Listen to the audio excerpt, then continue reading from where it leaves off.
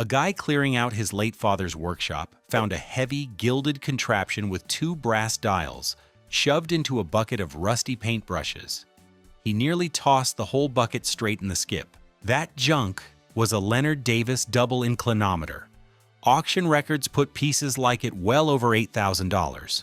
Most old spirit levels really are what they look like. Cracked wood, dried out vials, rusted screws holding on for dear life. But collectors still check every one, because sometimes an ordinary-looking plank of wood is doing a very good impression of scrap, a brass-bound edge under the grime, a maker's stamp the size of a coin, a tiny inclinometer dial buried under decades of dust. That's the difference between the burn pile and a 4-figure sale. Comment below if you've got an old level or any old tools gathering dust in the garage. I'll tell you what to look for. Here are 10 forgotten spirit levels quietly worth a fortune in 2026. Chapen Stevens aluminum level. Chapen Stevens was one of the earliest companies to experiment with aluminum in spirit levels, decades ahead of most competitors. Around the early 1900s, aluminum wasn't the cheap, everyday metal it is now. It was a premium engineering material, which made these levels expensive to manufacture in the first place.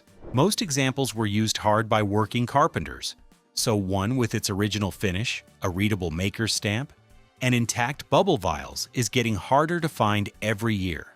After Stanley absorbed the company in 1929, the independent Chapen Stevens brand disappeared into Stanley's own lineup. Typical value, $75 to $150, with exceptional examples bringing considerably more. Check for the original aluminum body, a clear Chapen Stevens stamp, original glass vials, and no heavy corrosion. Next, the level that turned Stanley into the name every rival had to beat. Stanley number 36, adjustable metallic level. A contractor doing estate cleanouts found one of these leaning in the corner of a condemned house, still coated in decades of paint overspray. He nearly left it. Cast iron that heavy usually means scrap weight, nothing more.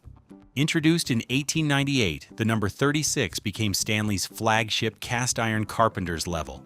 Unlike the wooden levels everyone was still using, it wouldn't warp, which made it a serious tool for demanding industrial work. The heavy japanned cast iron frame, adjustable vials, and later rotating eclipse vial covers made it one of the most advanced production levels of its day. Stanley made thousands of these. So it's not the number that makes one valuable, it's condition. Early examples with their original black finish, brass hardware, and intact bubble vials are the ones collectors actually want. Typical value, $100 to $400, with rare variants worth considerably more. Check for the original japanned finish, the correct adjustable vial system, early castings, and no cracked cast iron. After that came a level built by a company most people have never heard of, Goodell Pratt brass-bound level. Goodell Pratt built its name on precision woodworking tools. When it acquired the Stratton Level Company in 1912, it inherited some of the finest level designs in America along with it. Their premium models used carefully selected hardwoods with solid brass edge binding. It wasn't just decoration, it was a real defense against warping, and it happened to look elegant too. These were workshop tools, not display pieces, which is why a pristine example is so hard to come by now. Typical value, $150 to $300, with boxed examples worth much more. Check for intact brass binding, a rosewood body, the original finish, and a clear maker's mark. Then there's the level Stanley's own workers regarded as a genuine rival, Miller's Falls mahogany level. A collector once picked up what he assumed was just another old wooden level at a farm sale. Dusty, unremarkable, $5. It wasn't until he wiped the grime off the end plate that he found the brass Miller's Falls stamp underneath. Miller's Falls was one of Stanley's biggest competitors, and their better wooden levels held their own against anything Stanley made. Built from mahogany or rosewood and fitted with brass end plates and precision-ground glass vials, many working professionals at the time considered them every bit the equal of Stanley's premium lines. Typical value, $200 to $400, with rare sizes bringing significantly more. Check for a straight body, original brass plates, intact labels, and working vials. We're already past the price of most people's entire toolbox, and we're not even halfway through this list. Next, a name serious collectors treat as the gold standard for wood: Stratton Brothers Rosewood Level. Among serious collectors, Stratton Brothers are often seen as the finest wooden levels ever produced.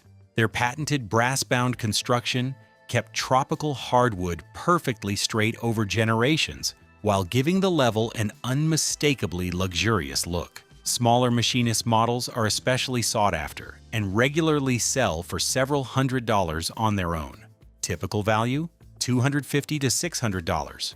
Check for original rosewood, brass bindings, the small number 10 model specifically, and original vials.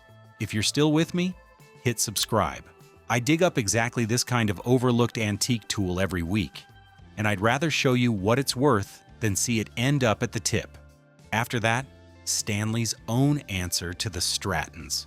Stanley number 96 brass-bound rosewood level. At a barn auction, a box lot of assorted tools went for $20 sight unseen. Underneath a broken hand plane was a rosewood level so dark with age, the brass end caps looked black. That is, until someone took a cloth to it and found Stanley's own patent stamp still legible underneath. The number 96 was Stanley's finest wooden level, full stop. Built from laminated rosewood with precision-ground glass vials and multiple Justus Trout patents, it represented the company's highest level of engineering at the time. Later versions adopted Stratton's patented brass binding technique once the original patents expired. That's also the easiest way to tell an early model from a late one at a glance.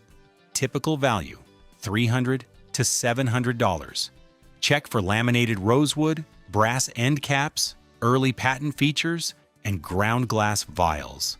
Then something that barely looks like a level at all: Davis and Cook filigree cast iron level. These beautifully decorated cast iron levels are some of the most recognizable Victorian hand tools ever made. Intricate open filigree work and decorative castings make them look more like ornaments than measuring tools. Collectors love them precisely because they're far rarer than an ordinary carpenter's level, and because they stand out instantly in any collection. Typical value: $500 to $900. Check that the filigree is undamaged. The original black finish is intact, there are no repairs, and the maker's mark is sharp. We're already past most people's monthly rent for a level nobody would look at twice in a garage sale. Next, a tool built to measure angles, not surfaces. L.L. Davis Tall Form Inclinometer. Produced for only a short window, the tall form inclinometer is instantly recognizable by its unusually tall cast iron frame and large brass inclinometer dial. The black japanned finish, decorated with gold trim, makes it one of the most striking antique levels ever produced. The cast iron was heavy but fragile, so plenty of examples cracked during working life. That's why a surviving original in good shape is genuinely scarce today. Typical value: $800 to $1,500. Check for the gold decoration, the tall frame, an original dial, and no cracked cast iron. Then a level that stopped being a tool and became Victorian artwork: Ornate Leonard Davis Inclinometer. An antiques dealer once described pulling a level out of a box marked junk free at the end of an estate sale, mostly because nobody wanted to haul it away. It wasn't until he got it under real light that he noticed the gold leaf still clinging to the castings. Leonard Davis took the ordinary level and turned it into something closer to Victorian jewelry. Elaborate gold decoration, ornate castings, and a precision inclinometer mechanism combined to make these some of the most visually desirable antique tools that exist. Collectors compete hard for complete examples with their original paint still intact. Typical value: $1,500 to $3,000. Check for the gold decoration, original japanning, a working dial, and complete castings. Now back to the tool that started this whole list: Leonard Davis Double Inclinometer. This is widely regarded as the pinnacle of antique spirit level collecting. Instead of measuring a single angle, It features two independently operating inclinometer mechanisms.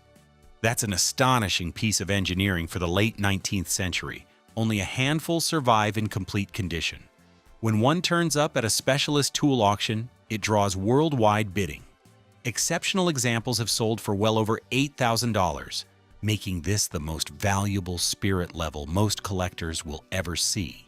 Cross an auction block. That's the tool from the cold open. The one almost thrown out with a bucket of dead paintbrushes. It's still out there, sitting in more sheds and workshops than anyone realizes. Check for both dials working, the original finish, clear Davis markings, no restoration, and a complete mechanism. What nobody tells you before you sell. Don't polish off the patina, don't repaint the Japanning, and don't assume a stamp doesn't matter just because it's small. The buyers paying real money for these are in specialist tool auctions and dedicated collector forums, not scrolling flea markets hoping to get lucky.